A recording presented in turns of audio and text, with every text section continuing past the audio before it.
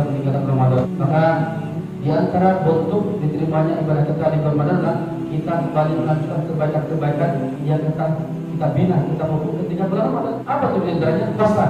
Maka usahakan kita melaksanakan puasa sunnah. Ini bulan Syawal diantaranya sunnah puasa adalah puasa 6, puasa Syawal. Maka selalu bulan Syawal maka segera kerjakan. Boleh berhutang, boleh selalu bulan Syawal. Kalau kita bisa maka kita sama berpuasa seperti 1 bulan penuh. Makanya untuk masih bulan Syawal maka kerjakan yang puasa sunnah. Kemudian selama bulan Ramadan kemarin kita bisa melaksanakan sholat tarawih, sholat tahajud. Maka setelah Ramadan jangan sampai kita tinggalkan kembali tahajud kita. Minimal 2 rakaat tahajud, 1 rakaat itu 3 rakaat saja.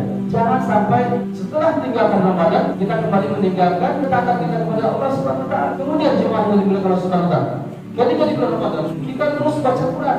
Hal yang kita sebut dengan Quran, baca Quran. Mestinya setelah Ramadan kita juga terus dengan Quran. Kita baca Quran, jangan sampai kita tinggalkan Al-Quran. Di bulan Ramadan kita menjaga diri kita dari perkara-perkara yang mengharamkan.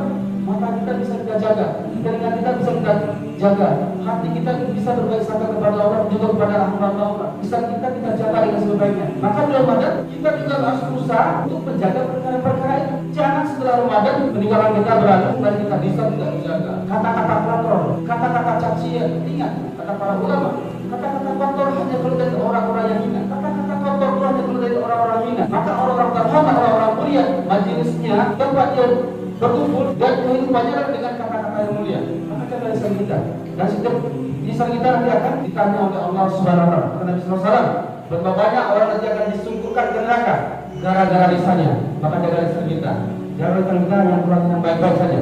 Maka ketika Ramadan kita masih kita bisa menjaga sholat 5 waktu kita secara berjamaah. Maka setelah Ramadan berlalu, ini mesti kita jaga.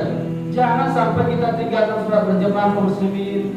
Ini pahalanya besar dan ini adalah bentuk sunnah Nabi yang besar. Bahkan kalau orang-orang yang tidak mau ke masjid tanpa ada uzur syariah, maka masjid sudah ada indikasi kemunafikannya. Di dalam Allah Subhanahu wa taala, ketika terdengar azan kita tidak datangi, maka ini di antara kafir, indikasi orang-orang munafik.